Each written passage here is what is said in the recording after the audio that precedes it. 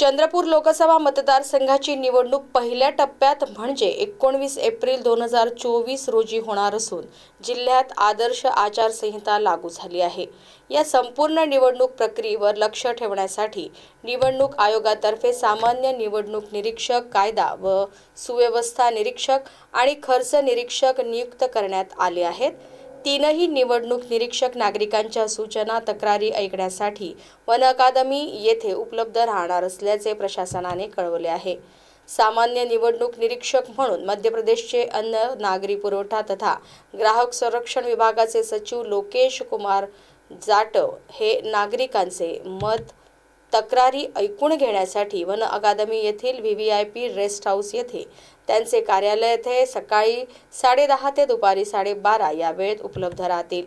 कायदा व सुव्यवस्था निवडणूक निरीक्षक म्हणून केरळच्या दहशतवादाविरोधी पथकाचे पोलीस अधीक्षक सुजित दास हे वन अकादमी येथील व्हीव्हीआयपी रेस्ट हाऊस येथील शाल्मिक येथे सकाळी 9:30 ते सकाळी 11 पर्यंत उपलब्ध राहणार आहेत। तर निवडणूक खर्च निरीक्षक हेमंत हिंगोनिया हे नागरिकांचे मत, तक्रारी ऐकून घेण्यासाठी व्हीव्हीआयपी कक्ष कौस्तुभ बिल्डिंग वन अकादमी येथे सकाळी 9:30 ते सकाळी 11 वाजेपर्यंत उपलब्ध राहणार आहेत।